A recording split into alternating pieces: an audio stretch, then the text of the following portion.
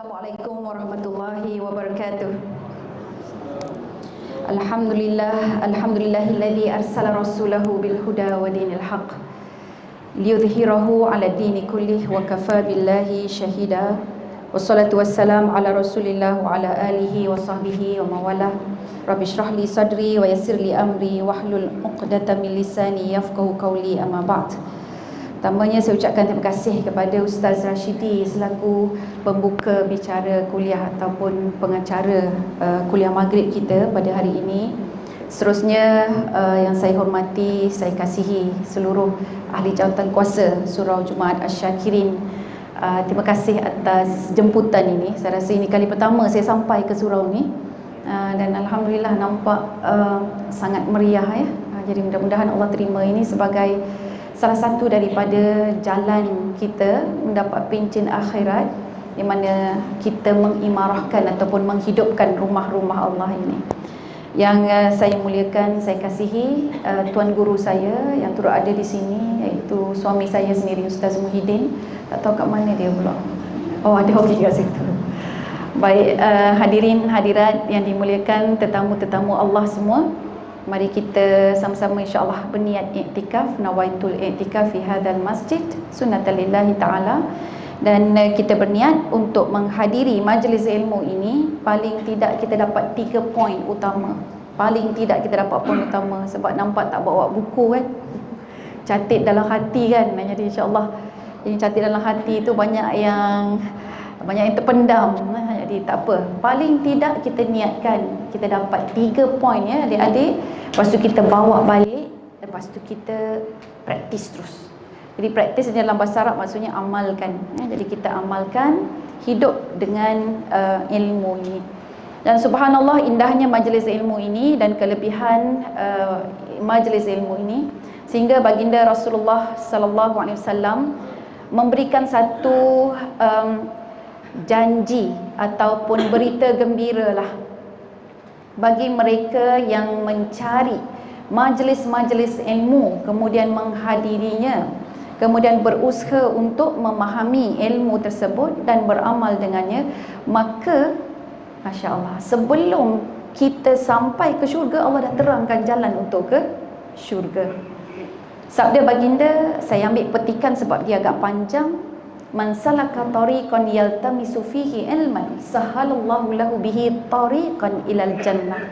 Barang siapa yang mengharungi satu jalan supaya dia dapat menuntut ilmu, maka Allah akan sahlah maksudnya memudahkan Allah untuknya jalan ke syurga. Jadi ini hari ini tajuk kita pencen akhirat. Jadi pencen akhirat ni apakah bentuk-bentuk pencen akhirat? Sebab kita tahu hidup kita ni bukan di dunia sahaja full stop. Kita ada lagi destinasi yang sebenar, di mana di dunia ini adalah tempat untuk kita mengumpulkan pencen kita. Jadi bila pencen ni orang dah rehat tak bekerja kan. Jadi sampai sahaja di alam barzakh, insya-Allah kita akan mendapat nikmat ya bagi orang-orang yang dibenarkan ataupun yang diizinkan oleh Allah Subhanahu wa taala. Tuan-tuan puan-puan, biasa kita dengar selepas kita meninggal dunia ya. Hadis baginda Nabi Muhammad sallallahu alaihi wasallam menyatakan, "Idza matal insan in qata'a anhu amaluhu illa min salasah." Bila seseorang insan itu meninggal dunia, seluruh amalannya itu akan terputus kecuali daripada 3 sumber. Illa min sadaqatin jariyah, kecuali daripada sedekah jariyah. Jadi sedekah yang jariyah, sedekah itu mesti berjalan. Maksudnya berjalan bukan ada kaki, tetapi kita faham manfaat daripada apa yang kita sedekahkan itu akan terus digunakan lagi dan lagi. Dan kemudian apa? Au ilmin yuntafa'u bih, ataupun ilmu yang memberi manfaat. Dengan ilmu dia, orang lain boleh mendapat manfaat darinya. Dan kemudian apa? Waladin salihin yad'ulah, dan juga anak-anak saleh yang sentiasa mendoakan. Dan Masya Allah, itu 3 benda yang tidak akan putus. Jadi itulah dia pencen akhirat kita. Sebab pencen ini, ada setengah orang tak dapat pencen, bekerja siang malam tuan-puan, bila berhenti tak dapat pencen pun. Tapi ada orang dia berhenti dapat pencen. Pencen dia mungkin separuh ke, atau 3 suku ke, atau mungkin sama ke. Jadi kita ni nak pastikan bila kita berada di akhirat nanti akan ada pencen-pencen di dunia ini yang telah kita persiapkan, ya. Kita dapat persiapkan. Jadi orang yang bijak dia akan tengok. Sebab tu tajuk pencen akhirat ni keluar.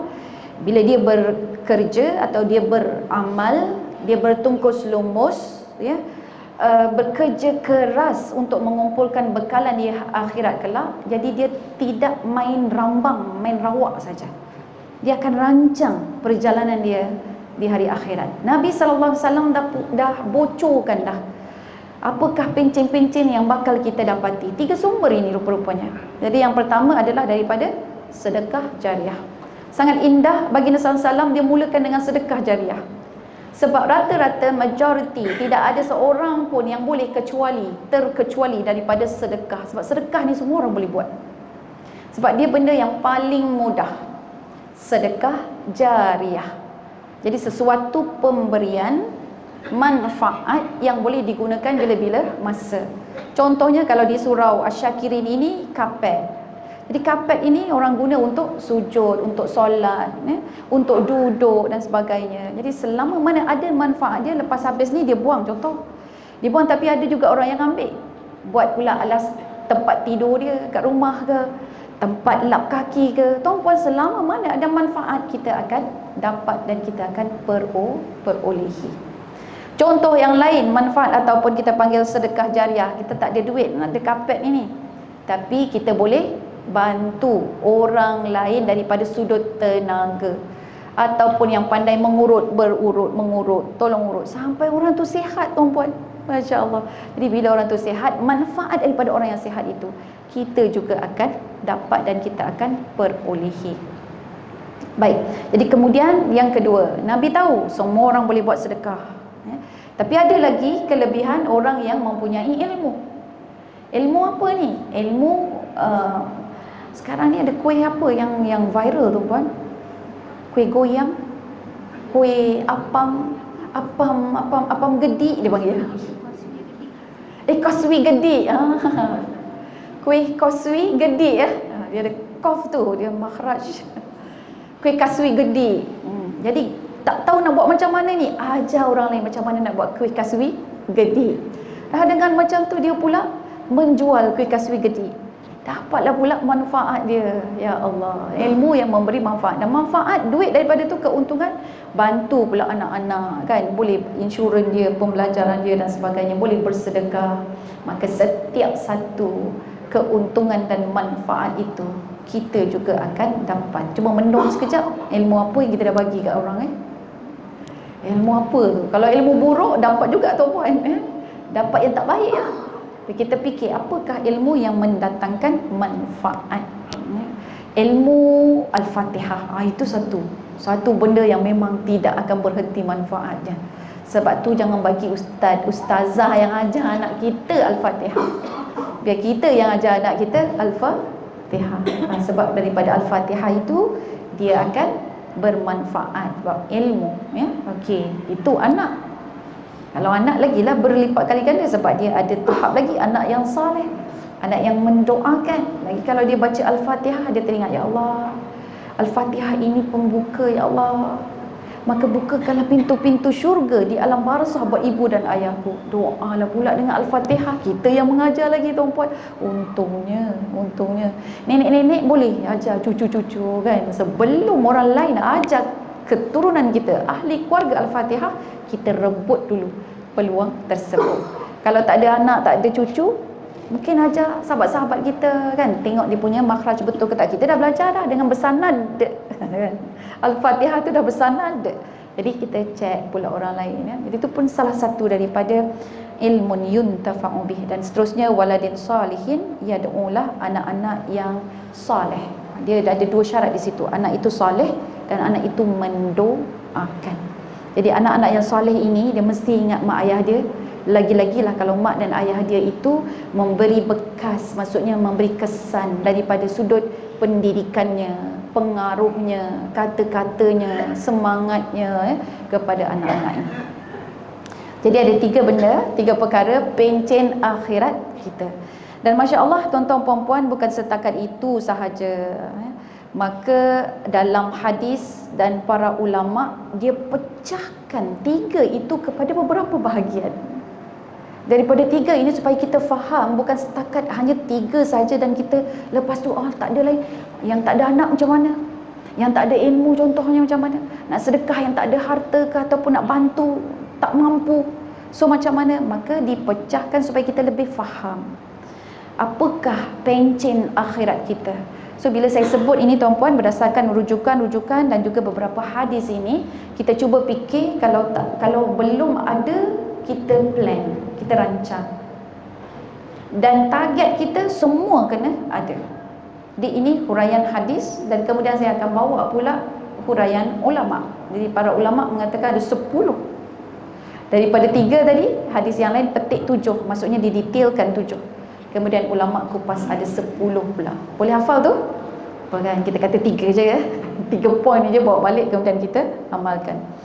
Baik, dalam sebuah hadis yang diriwayatkan oleh Abu Hurairah radhiyallahu anhu, Nabi Muhammad sallallahu alaihi wasallam bersabda, mafhum dia, sesungguhnya yang didapati oleh orang-orang yang beriman, pertama dia beriman dulu, dari amalan dan kebaikan yang dia lakukan.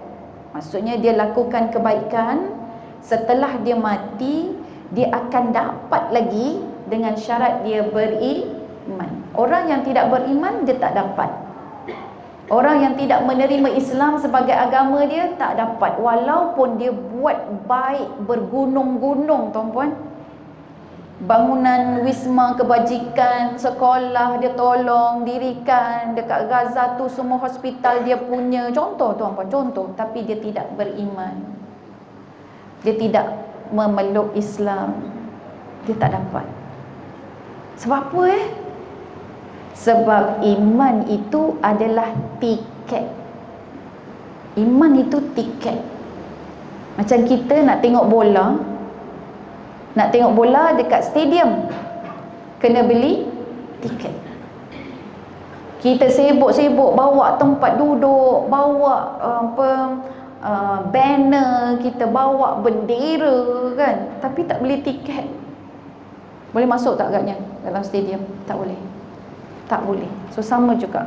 Sebab tu hari ini kita sangat bersyukur, malah pejuang-pejuang Gaza tuan-puan, dia bersyukur, dan antara zikirnya subhanallah adalah dia baca idza jaa nasrullahi wal fath. Yang tadi yang imam tadi pun baca kan, dia baca yang tu.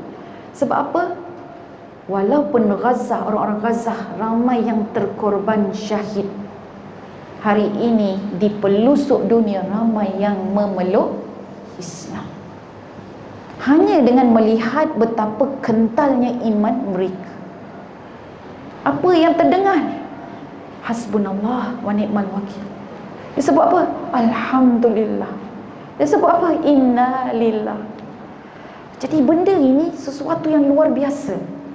Memang ajaban li amril mu'min, sesuatu benda yang menakjubkan urusan orang-orang yang beriman ini. Apabila dia senang, dia akan bersyukur, dan apabila dia sedih, dia susah, dia akan bersabar. Jadi 2 keadaan ini, pakaian syukur, pakaian sabar, menakjubkan kepada orang-orang yang bukan Islam. Dah masuk dah Islam, alhamdulillah. Macam ada seorang perempuan tu, Lady Megan, dah siap bagi tazkirah dah. Dia dah pakai tudung dah, dia dah boleh mula bagi tazkirah sebab dia baca Al-Quran. Baca Al-Quran tengah live ni perempuan. Perempuan tengok tak Megan? Kenal tak Megan? Tak kenal. Tengok TikTok tak? Tak tengok. Tengok IG tak, Instagram tak? Tak ada. Ya Allah, tengok Al-Quran aja nampak gayanya ya. Masya Allah, malu saya. Cerita semua tak faham, tapi surah Luqman tahu kan? Tengok tu, dahsyat. Jemaah surau Syakirin ni. Okey. Megan ini dia baca Al-Quran terjemahan. Dia baca Al-Quran terjemahan dia, alhamdulillah segala puji bagi Allah. Macam tu kan? Buat live. Dia buat live, lepas tu buat live kata, wow, ini maksud dia sangat hebat. Macam mana bukit bukau dia boleh bergerak sebagaimana awan, walaupun kamu lihat dia tetap teguh berdiri. Dia pun, wow. Tertunjuk muka dia live tu. So, bayangkan implikasi, kesan dia membaca Al-Quran. Al-Quran ini mukjizat. Al-Quran ini apa? Mukjizat. Mukjizat yang kekal sampai sekarang. Tahu kan Nabi-Nabi ada mukjizat kan? Tapi mukjizat itu macam Nabi Musa. Apa mukjizat Nabi Musa? Tongkat. Kita tak nampak tongkat tu. Tak nampak. Nak pegang lagi lah, tak ada harapan. Nabi Daud tu besi tu lembut macam tepung. Dia boleh lenturkan besi, bentuk besi dengan tangan dia. Kita tak boleh nampak. Tapi salah satu mukjizat yang tidak akan termusnah, kita boleh pegang, kita boleh peluk, kita boleh cium, kita boleh hafal. Itulah dia Al-Quran. Dibaca oleh Megan ini, translation dia saja, terjemahan dia saja. Baca terjemahan dia, orang lain dengar, tengok, sahut, bagi respon. Dan Megan ini dia adalah influencer TikTok katanya, ke IG, Instagram, saya pun tak pasti. Jadi bila dia masuk Islam, yang follower dia pun berkira-kira nak masuk Islam juga. Ramai satu persatu tuan-puan. Saya secara peribadi ada seorang anak ni, umur dia dah 27 tahun. Dia baru berhijrah. Bila baru berhijrah ini kita faham dia lama tak sembahyang. Dia baru nak baca Al-Fatihah balik. Dah lama 3 bulan tuan-puan. Mula-mula saya ajak pergi kelas kita one to one ni. Sorry Ustazah, I am so tired Ustazah. Ustazah, I'm so busy, occupied. Dia ada kerja banyak, dia tak boleh buat. So saya kata tak apalah. Saya kata okay, if you need me, you know where to find me. Saya kata gitu. Jadi dia pun diam dalam 3 bulan, 4 bulan. Tahu ni kes Gaza ni. Kes Gaza perempuan. Terus dia contact balik. Ustazah, I need the class. Jadi rupanya dia pun terpanggil juga, terjentik juga dengan peristiwa-peristiwa Gaza. So jangan sedih, jangan rasa tertekan. Kita tengok sahabat-sahabat kita dianiaya, dizalimi begitu rupa di sisi Allah. Masya Allah, mereka ini adalah syuhada. Tinggal kita je lagi ni tanya kita bersedia ke tak untuk berjumpa dengan Allah dalam keadaan amalan kita, dalam keadaan kita tak pasti Allah terima kita, Allah pandang kita ataupun tidak. Tuan-tuan puan-puan, ada satu kisah, saya tak tahu tuan-puan pernah dengar ke tak kisah ini, tapi kisah yang berlaku di Gaza. Seorang ibu yang dia panggil anak dia, dia dah ada insting dah, ini takut dah ni, kena letup ni macam mana ni. Dia panggil anak dia. Anak dia tu mutadika, dia berlari, dia panggil anak dia pun berlari nak mengejar mak dia ni. Dalam sedang berlari itu kena bom, anak dia mati depan mak dia. Jadi mak dia sedih yang amat, lantas minta doa, terus berdoa, ya Allah, nak jumpa anak dia, nak tengok keadaan anak dia. Memang ditakdirkan oleh Allah, dia mimpi jumpa anak dia. Bila jumpa dengan anak dia sebut mak, dia kata. Lepas mak dia pun tanya, apa khabar engkau, macam mana keadaan engkau? Anak dia kata, mak, saya masa tu memang fokus nak pergi kepada mak, sedang berlari ni. Tapi tiba-tiba saya sedar-sedar saya berlari di dalam taman ini. Dan sakitnya macam kena cubit je mak. Masya Allah. Kan? Jadi mudah-mudahanlah mimpi ibu itu dia memberikan ketenangan kepada kita yang mengharapkan juga kematian syahid. Tuan-puan, sebaik-baik kematian adalah mati syahid. Baik, apa kata baginda Rasulullah sallallahu alaihi wasallam yang 7 tu tadi, daripada 3 didetailkan kepada 7. Yang pertama, ilmu yang dia ajarkan dan kemudian disebarkan. Ilmu buat kuih, ilmu memandu, ilmu melipat kain. Banyak ilmu ni, tak semestinya ilmu dengan kita, kan? Jadi ilmu yang survival, masak lemak contohnya. Saya bukan anak Datuk Dusuki Ahmad, saya bukan anak Ustaz Dusuki Rani, saya anak Selangor tapi dilahirkan di Negeri Sembilan, sebab tu sebut masak lemak, ya. Orang ingat saya anak orang Negeri Sembilan, saya kata bukan, saya orang Selangor. Orang ingat saya anak Datuk Dusuki, saya kata bukan, saya anak Wak Dasuki. Ada yang kata, oh, bukan Ustaz Dusuki Rani. Ustaz Dusuki Rani 4 tahun lebih muda dari saya. Macam mana entah dia angkat jadi bapa sebab nama sama, tuan-puan. So jadi saya anak Wak Dasuki dan arwah dah. Ayah saya bekas tentera, tuan-puan. Dia kalau dulu mendidik mengajar ni orang-orang tentera, ada siapa-siapa tentera kat sini? Tak nak mengaku, kan? Tentera ni garang, tuan-puan. Dia memang itulah, kalau buat silap sikit tu, pergi lari ke tiang tu, larilah ke tiang tu, jerit, aku bodoh. Itulah saya dulu. Ayah saya dia memang sangat-sangat tegas dan garang. Okey, jadi itu yang pertama, ilmu yang dia ajarkan dan sebarkan. Apa saja bentuk skill yang boleh menyelamatkan mereka, menyelamatkan orang lain dalam 3 bentuk maqasid syariah. Dia tahu ilmu tu, dia jadi sehat, nyawa dia selamat. Dengan ilmu itu akidah dia selamat. Dengan ilmu itu harta dia selamat.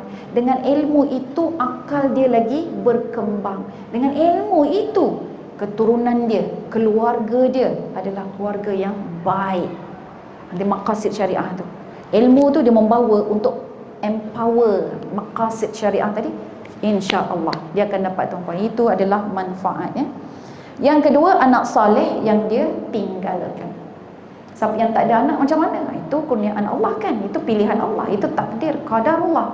Tuan-puan, anak-anak didikan kita pun boleh termasuk sebagai anak soleh. Generasi. Sebab tu Allah ingatkan kita dalam surah An-Nisa ayat ke-9 pasal anak ni. A'udzubillahi minasyaitonirrajim. Wal yakhshal ladzina law taraku min khalfihim dzurriyyatan dhi'afa khafu 'alaihim falyattaqullaha wal yaqulu qawlan sadida. Sadaqallahul azim. Maksudnya, dan hendaklah kamu rasa takut sekiranya kamu meninggalkan di belakang kamu zurriyatan di'afa. Zurriyatan di'afa maksudnya zuriat, keturunan, anak ke, cucu ke, anak saudara ke, anak-anak pelajar kita ke, anak jiran tetangga kita ke, anak-anak surau kita. Di'afa, lemah. Lemah macam mana lemah ni? Iman lemah, akal lemah, sikit-sikit sakit, sikit-sikit demam, pemikiran tak boleh fikir dengan kreatif, jadi hisab dadah, na'udzubillah, jadi samsing jalanan, wal'iyazubillah. Khafu alaihim, kita risau. Bahkan pertama, wal yakhsha, khasyah. Khasyah itu dia takut kepada Allah, kepada kuasa yang tinggi. Tapi bila sebut khafu alaihim, khauf takut juga. Tapi maksud khauf di sini, khafu adalah apa? Khafu takut sebab kita ini alpa, kita leka, takut asbabnya kelemahan diri kita.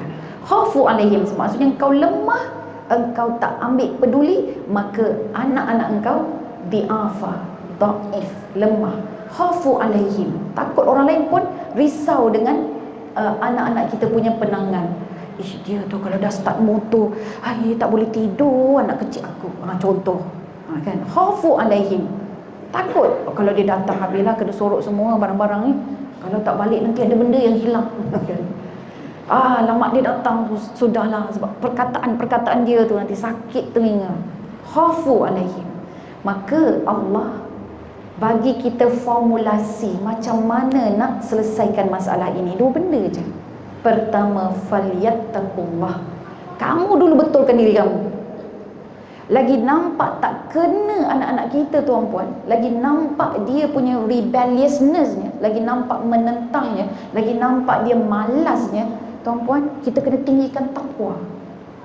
Takwa ini terkumpul pada dalam diri orang itu akhlak yang hebat.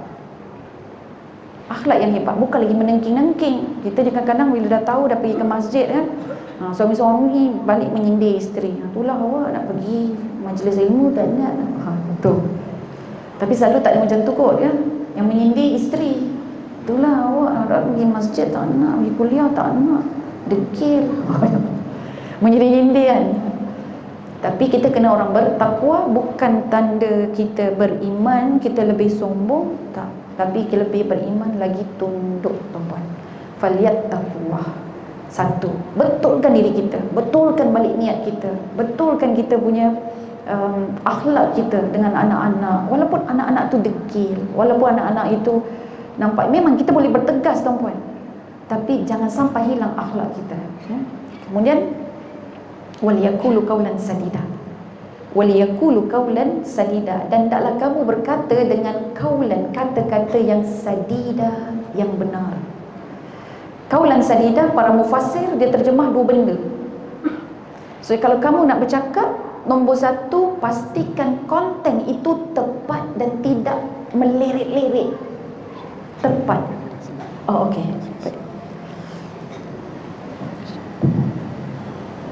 Ya, sebab dalam yang pakai tu kan jadi longgar. Kepala saya kecil, dalam TV je nampak besar, tuan-puan ya. Kat luar tu dia jadi kecil. Okey, falyaqulu qawlan sadida. Jadi para mufassir kata dua benda. Yang pertama adalah konten dia. Konten jangan melirik-lirik sampai anak-anak kata, mak ni membibil lah, tapi dia tak cakap kuat-kuat. Ayah ni bising lah. Cuba tanya ayah, ayah bising ke? Ayah sedang buat apa tu? Tanya ayah. Ayah kata apa? Aku sedang memberi nasihat. Tanya mak yang membebel. Mak kata membebel ke? Sahaja mak membebel. Mak beri nasihat, tapi tak sampai. Anak tak sampai. Sebab qawlan sadida, bahasa yang kita gunakan itu, dia tak kena pada anak. Jadi anak tengok mak memang macam tu, banyak mulut membebel je, tak apa, biasa, relax-relax, kejap lagi diam lah tu.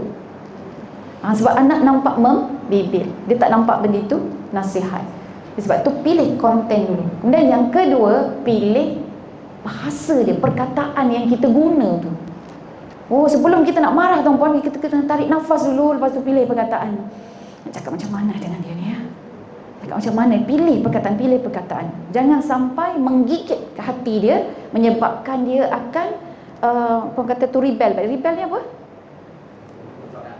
Memberontak semula.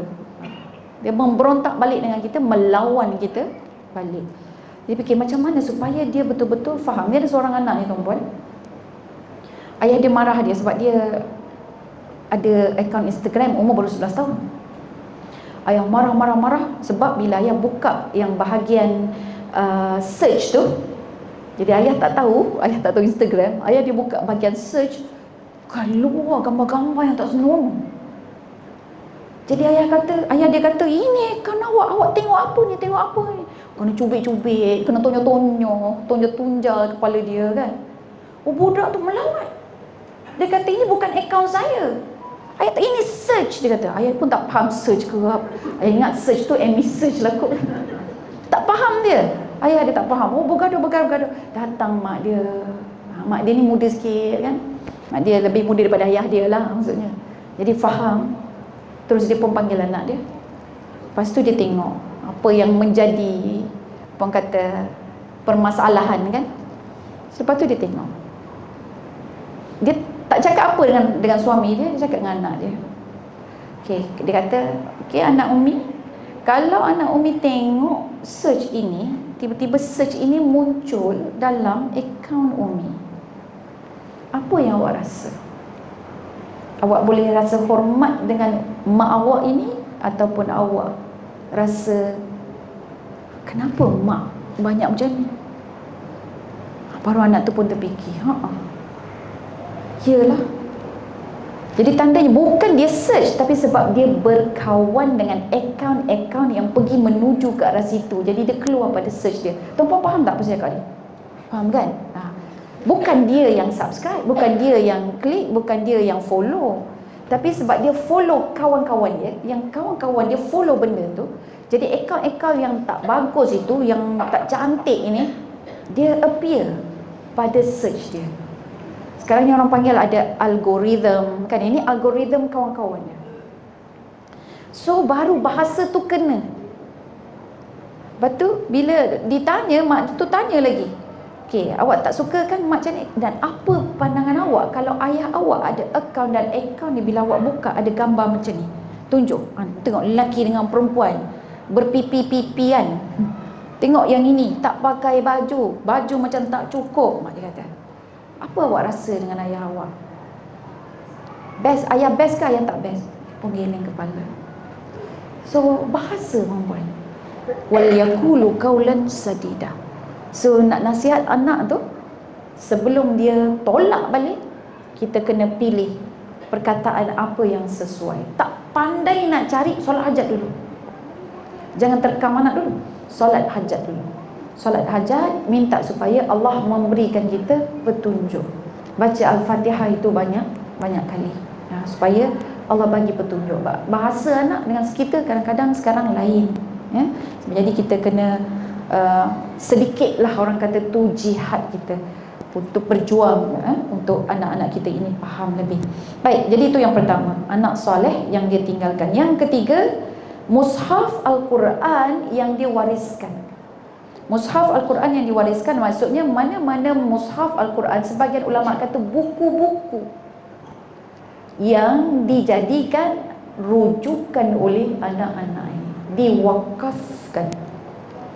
Kalau dekat surau ni macam susah orang nak baca sekali-sekala, contohlah kan. Cari tempat yang aktif dibaca, tuan-puan. Pergi ke sekolah-sekolah, tanya buku apa yang diorang nak, tuan-puan wakaf. Okay, you all belajar apa kat sekolah ni, madrasah ni?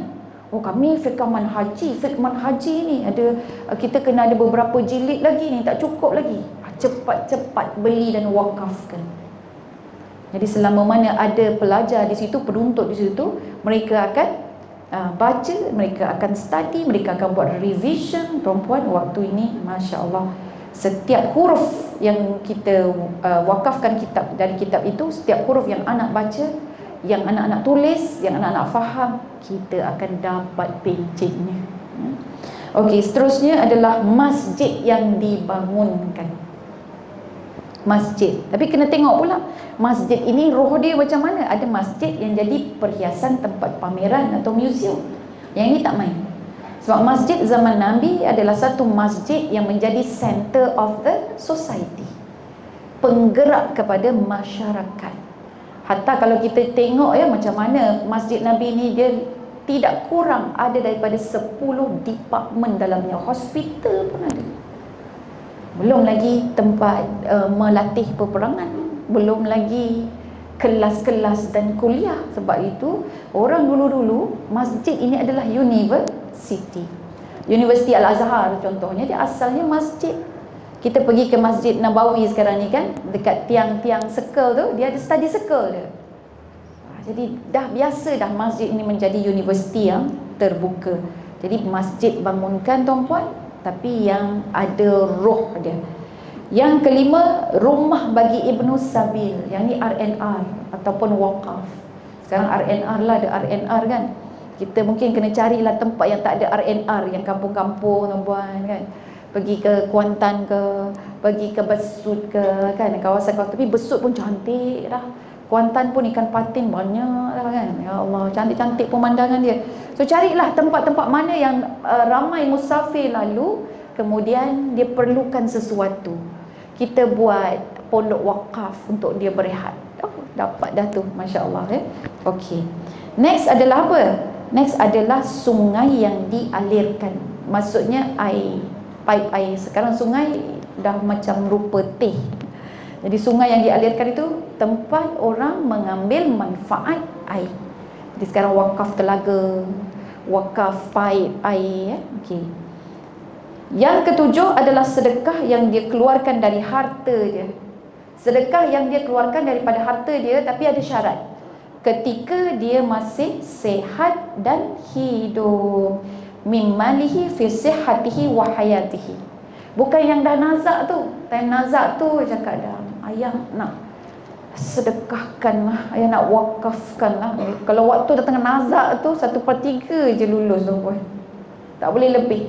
Ayah nak wakafkan semua tanah-tanah ayah tu untuk surau Asy-Syakirin. Dia tak boleh kalau tengah nazak. Sebab time tu baru ingat tak sedekah lagi. Jadi sedekah yang dimasukkan di sini adalah waktu kita sihat, waktu kita masih hidup lagi, sehat dan hidup, ya. Okey. Baik, kemudian Imam As-Suyuti rahimahullah, dia ada menyebutkan daripada 3 tadi kepada 7, daripada 7 itu kepada 10, tuan-tuan. So pencen, ya, nak dengar pencen akhirat kan? Yang pertama, ilmu yang dia sebarkan. Kemudian yang kedua, doa daripada anak keturunannya. Tuan-puan, kalau ada anak-anak kita, keturunan kita ini, anak saudara pun keturunan kita juga, dari kecil lagi ajar dia untuk doakan kita. Selalunya dia kan yang minta doa kita. Mak doakan kita nak exam, mak doakan kita nak pergi sekolah ni. Mak lagi sebenarnya adik-adik minta doa daripada ayah. Jangan lupa ayah, ingatkan mak je yang mustajab. Ayah ni doa dia lagi luar biasa keramat. Sebab dalam Al-Quran ada 17 dialog ibu bapa dan anak-anak, dan antaranya doa juga. Daripada 17 itu, 14 adalah ayah kepada anak, tapi ibu 2 je. Satu institusi pendidikan. 17 maksudnya ayah kena banyak lagi doa ya untuk anak-anak. Ajar anak-anak ni bila minta doa pada mak, cakap minta doa pada ayah. Suruh dia minta doa juga pada ayah. Luqman Al-Hakim, dia pun doakan anak dia. Nabi Ibrahim banyak doa dia untuk anak dia. Nabi Yaqub doakan untuk anak-anak dia. Nabi Zakaria. So doa-doa adalah himpunan yang Allah himpunkan. Doa bapa lebih banyak daripada doa ibu. Baik, seterusnya yang keempat, doa dari anak. Yang ketiga menanam kurma. Tuan-puan jangan terus cari kurma pula, susah nak hidup kat Malaysia ni kan. Menanam kurma ini maksudnya kita tanam tanaman ataupun kita sponsor satu kawasan yang memang boleh menjana makanan, yang boleh dijadikan makanan untuk subur, production. Kalau sekarang ni kilang ke apa ke, tuan-puan, kita kena lihat lah. Sebab semua nak tanam kurma tak faham pula kan, ikut keadaan, ikut suasana dan keadaan kita. Jadi menanam kurma itu yang ketiga. Jadi bila kita tanam, diwakafkan pula. Tanam durian, wakaf. Tanam rambutan, wakaf. Saya teringat nenek saya, dia tidaklah wakafkan, dia tanam pokok rambutan. Ada 3 pokok rambutan, tuan-puan, kat kampung tu. Time berbuah, Masya Allah, ramai datang. Cik, minta rambutan cik, dia kata gitu. Datang tak rambutan. Nenek saya nanti pesan, kulitnya kumpulkan ya, kat tepi kulitnya. Nenek saya sangat pembersih. Lepas setiap pagi dia suruh anak-anak dia nanti akan kena, orang kata kebun dia lah tu kan, sapu kebun dia, jangan ada satu daun kering pun jatuh. Memang licin, bersih. Jadi dikumpulkan satu, Masya Allah. So kita memberikan mudahlah. Kena situ sumber makanan. Next, yang keempat sedekah jariah. Yang kelima tadi mewariskan Al-Quran, kitab. Yang seterusnya 6, menjaga di perbatasan. Askar lah tu. Askar lah tu. Masya Allah, kalau ni sekarang ni di Gaza lah ni. Allahu Akbar. So kalau dia meninggal dunia, memang syahid, tuan-puan. Okey, yang seterusnya adalah ketujuh ya, yang 7. Betul? Betul tak nombor 7? Semua catat dalam hati kan? Menggali perigi telaga atau mengalirkan sungai. Jadi kat sini pipe. Sekarang ni pipe air. Kita gali perigi tak ada lah, tuan-puan, tak ada orang pakai. Gali perigi kau buat apa tu? Dia kata. Gali perigi nak buat apa? Dia tanyakan. Kalau dulu gali perigi faham lah. Sekarang nak buat apa dekat tengah bandar taman perumahan ni? Tanah orang pula kita nak gali. Jadi bahaya. Sekarang ni kita faham dia pipe air. Kalau di beberapa tempat ya, macam saya NGO dengan Serantau Muslim, memang kita ada buat wakaf telaga. Dan wakaf telaga tu bukanlah telaga yang bulat tu, dia pump air sebenarnya. Jadi dia masukkan pump air ke dalam bumi tu, lepas tu dia Faham? Walaupun idea macam kelat-kelat gitu kan, tapi sangat-sangat berguna untuk mereka. Baik, yang ke-8 adalah membangunkan tempat berehat atau rumah wakaf untuk orang-orang musafir. Jadi di sini kalau kita tahu siapa-siapa yang bermusafir, kita mudahkan urusan mereka, keperluan mereka, ya, dan sebagainya lah.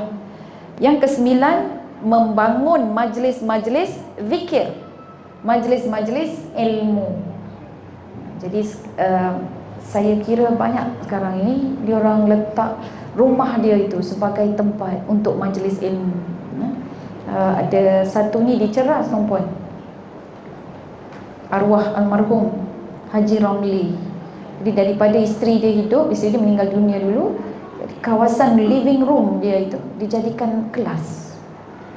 Saya sebahagian, ustaz pun sama, Ustaz Muhyiddin pun juga jadi pengisi. Kita belajar akidah dalam tu, kita belajar hadis, macam-macam lah. Di kelas dia, ruang tu tak lebih daripada 50 orang. Tapi dia buat secara konsisten. Di rumah itu, dia minta anak dia, sebelum dia meninggal dunia, dia minta anak dia teruskan. Walaupun anak dia dah beli, dia minta anak dia tolong teruskan ruang itu untuk majlis ilmu, insyaAllah. Jadi kita juga boleh majlis ilmu ni tuan-puan, sekolah, madrasah, sekolah-sekolah. Tapi saya mohon tuan-puan cari sekolah yang betul-betul mengajar, mendidik anak kita menjadi manusia. Kita kena bagi laluan untuk azan, boleh ke atau macam mana Ustaz?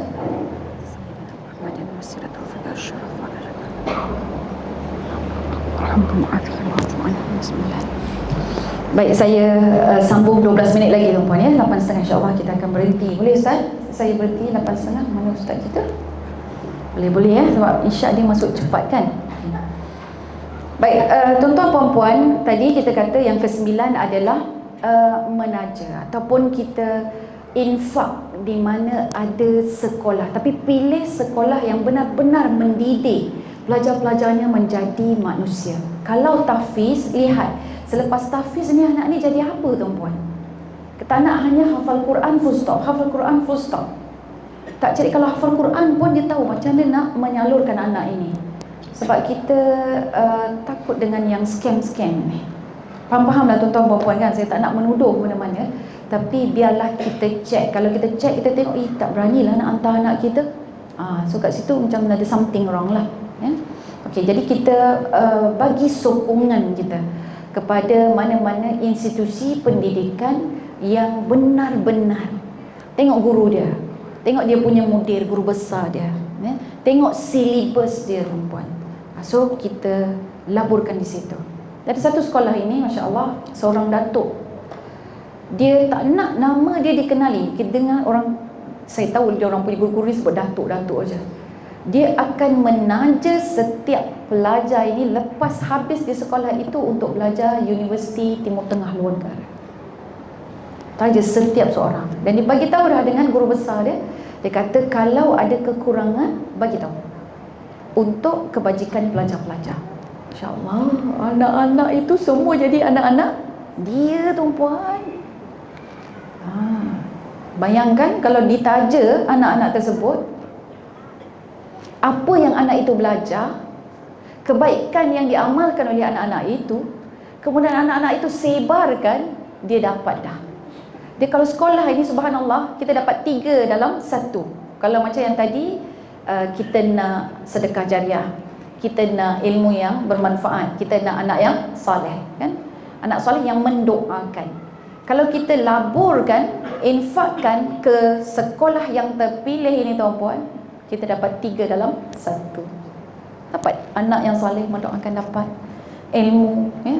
Dapat kemudian sedekah jariah, bangunan tu ke, atau tangki air tu ke, apa-apa yang kita laburkan, yang kita berikan itu, pelaburan itu adalah menjadi pencen akhirat kita yang cukup besar, insya-Allah, kalau Allah terima. Baik, dan akhir sekali adalah mengajar Al-Quran. Mengajar Al-Quran. So yang sebaik-baik antara sebaik amalan adalah mengajarkan Al-Quran dan mempelajari Al-Quran dan mengajarkan Al-Quran. Jadi itu yang saya sebut tadi, kita berebut-rebutlah di kalangan ahli keluarga kita ini untuk mengajar mereka Al-Quran. Jangan nasihat sikit-sikit panggil guru Al-Quran, panggil guru Al-Quran. Selepas itu tak apa, tapi permulaannya biarlah daripada kita. Tuan-puan, saya nak tutup dengan satu kisah di mana Fudail bin Iyad, kita tahu nama Al-Fudail bin Iyad ini antara salah seorang daripada ulama salaf, ya. Dia juga adalah wali Allah, ya. Dia pernah berjumpa dengan seseorang. Jadi dia tanya dengan orang ni, kam atat alaika, maksudnya berapa umur kau sekarang? Jadi orang tu pun menjawab, situ nasanah, umur aku 60 tahun. Siapa umur 60 tahun? Tak payah angkat tangan. 60 tahun. Jadi tengok dia dengar respon Fudail. Fudail bin Iyad kata, fa anta munzu sittina sanah tasiru ila rabbik yushiku an tabla. Ya, maksudnya apa? Selama 60 tahun ini engkau sedang berjalan menuju kepada Tuhanmu. Tinggal sikit lagi, kejap lagi engkau akan sampai. Jadi dia melihat umur kita tu, dia bukan habis, tapi dia lihat, oh 60 tahun. Selama ini engkau telah berjalan selama 60 tahun. Kau berjalan ni kepada siapa? Menuju kepada Tuhanmu. Teruskan berjalan. Sekejap lagi kamu akan berjumpa dengan Tuhanmu, InsyaAllah. Dia panjang ni. Dan kemudian lelaki itu pun menjawab, inna lillahi wa inna ilaihi raji'un. Maksudnya segala sesuatu itu milik Allah, akan kembali juga kepada Allah. Dan kemudian Fudail tanya, ata'rifu tafsirahu? Awak tahu tak makna inna lillahi wa inna ilaihi raji'un? Kita biasa kan sebut inna lillahi wa inna ilaihi raji'un. Rupa-rupanya tengok para ulama ni, salafus salih, dia menjiwai maknanya. Dan kemudian lelaki itu menggeleng. Mestilah sebab depan dia Fudail bin Iyad kan, mesti ada makna di sebaliknya. Maka kata Fudail bin Iyad, ana lillah. Bila kita sebut inna lillah, maksudnya ana lillahi abdun wa ilaihi raji'un. Maksudnya aku ini adalah hamba di sisi Allah dan aku akan kembali kepada Allah. Siapa saja yang mengetahui Allah itu memiliki hamba dan hamba itu akan kembali kepadanya, maka dia akan sedar hidupnya itu ada noktah dan berakhir, akan berakhir. Bila kita sebut inna lillahi wa inna ilaihi raji'un, ya, belum habis lagi tuan-puan, ada lagi. Dia kata, kalau hamba itu tahu hidupnya akan berakhir, tentu dia akan tahu bahawa dirinya akan ditanya. Dan kalau dia tahu dia akan ditanya, maka sudah tentu dia akan mempersiapkan jawapan daripada pertanyaan yang akan ditanyakan kepadanya. Itu maksudnya inna lillahi wa inna ilaihi raji'un. Kita sebut adalah kita datang daripada Allah, kita akan kembali kepada Allah. Tapi rupa-rupanya Fudail bin Iyad, dia nampak ada 4 tingkat. Tingkat yang pertama, engkau mengakui engkau hamba kepada Allah. Tingkat yang kedua, engkau sedar engkau akan kembali kepada Allah. Dan yang ketiga, engkau sedar engkau akan ditanya oleh Allah. Yang keempat, engkau sedar engkau kena membuat persiapan. Bila sebut inna lillahi wa inna ilaihi raji'un, mulai hari ini tuan-puan kena jiwai 4 benda tu. Aku ini hamba Allah, aku akan kembali kepada Allah, aku akan ditanya oleh Allah, aku akan buat persiapan untuk bertemu dengan Allah. So itu 4 perkara apabila kita menyebut inna lillahi wa inna ilaihi raji'un. Pucat orang tu dengar bila Fudail bin Iyad kata macam tu. Jadi dia sebut famal hilah, dia kata, ada tak shortcut? Sebab aku dah 60 tahun dah ni, ada tak shortcut? Famal hilah, hilah tu macam mana yang nak cepat lah, macam dah tertinggal aja 60 tahun tu. Dan Fudail menjawab, yasiratun, ada, mudah. Dia kata mudah aja, alhamdulillah kan. Mahia. Jadi lelaki ni pun tanya, apa benda yang nak tahu shortcut dia tu? Maka Fudail pun menjawab, tuhsinu fima tabqa yaghfir laka ma mada, hendaklah kamu beramal pada sisa-sisa umur kamu itu, maka akan diampuni kesalahan-kesalahanmu yang terdahulu. Jadi sisa umur kita ni yang kita pun tak tahu bila kita akan meninggal dunia, buat yang terbaik. Cari apa yang boleh menjadi sebab Allah ampunkan dosa-dosa kita. Okey, kemudian tak habis lagi. Fa innaka in asa'at fi ma baqiyah akhizta bima mada wa bima baqiyah. Maksudnya kerana jika engkau masih melakukan kemaksiatan di sisa umurmu, engkau akan disiksa kerana kesalahanmu yang dulu dan sisa umurmu yang ada. Rugi. Jadi pada akhir-akhir hidup kita ni, yang kecil pun akhir juga, sebab tak tahu bila kita akan mati, maka terus meneruslah melakukan kebaikan. Dan ini semua telah dibincangkan atau dijelaskan dalam kitab Jami'ul Ulum wal Hikam, tuan-puan. Jadi masya-Allah, so kesimpulannya, kita kena membuat persiapan yang baik. Ada banyak amalan-amalan sebenarnya boleh sampai pada kita, walaupun kita tahu asalnya 3, iaitulah sedekah jariah, ilmu yang bermanfaat, kemudian anak-anak saleh. Rupa-rupanya boleh dikembangkan lagi kepada 10 perkara, tuan-puan. Tapi tidak lari daripada Al-Quran, tidak lari daripada ilmu pengetahuan, tak lari pula membantu orang-orang yang susah. Cuma bila kita dah kumpul pencen-pencen kita ini, jangan buat perkara yang menyakiti orang lain, sama ada dengan lisan kita, atau dengan tangan kita, ataupun dengan kekuasaan kita. Contoh, kita anak sulung. Ni contoh, anak sulung dah bekerja, dah berkeluarga. Jadi mak pun kata, arwah mak lah, buatlah rumah ni dekat Long, dia kata, buat rumah dekat dengan mak. Kita pun buat rumah dekat dengan mak. Buat rumah dekat mak, arwah mak meninggal dunia.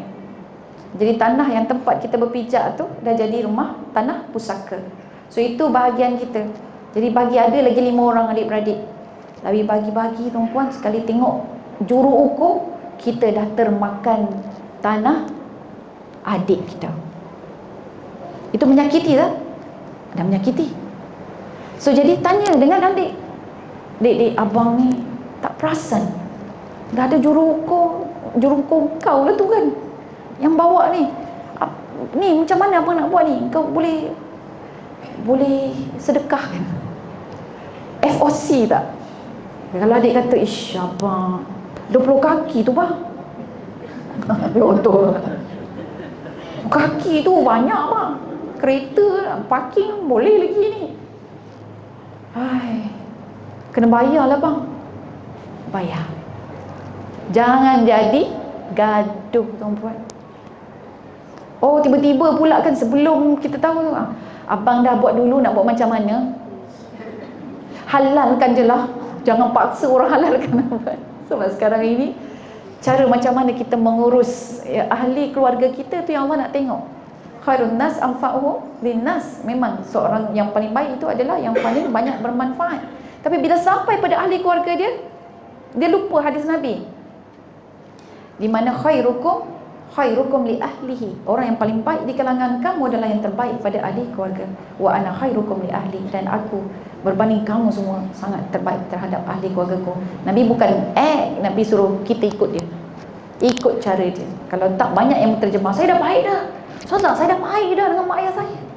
Tapi tengok macam mana Nabi SAW menyantuni keluarga dia, ikut cara dia yang sebegitu. Jadi tuan-tuan dan puan-puan, bila kita menyakiti orang lain, orang yang kita sayangi, ahli keluarga kita, atau ada kebencian dalam keluarga kita, cepat-cepat maafkan, cepat-cepat redha, cepat-cepat tuntut keperluan, bincang baik-baik, tuan-puan. Sebab bila kita pencen ni banyak tau, banyak kaya, ya Allah, bergunung-gunung pencen kita dekat akhirat, tiba-tiba isytiharnya muflis. Sebab apa? Sebab dia ada tangan tapi dia menyakiti orang lain. Menyakiti orang lain tu adik-beradik. Dia ada lisan, dia ada mulut, kerja dia menyindir je ahli keluarga dia, jiran tetangga dia. Jadi adanya dia itu orang disakiti dan tersakiti. So asal banyak tapi kemudian jadi muflis wal iyadu billah. Jagalah pencen akhirat kita baik-baik tuan-puan. Saya pun sama, saya pun berusaha untuk mengumpul pencen kita dalam keadaan kita yang tidak seberapa. Mudah-mudahan Allah terima. Yang penting Allah terima, ya. Dan saya mohon ampun dan maaf juga atas segala kekurangan ini. InsyaAllah aku qauli hadza wa astaghfirullahalazim li wa lakum.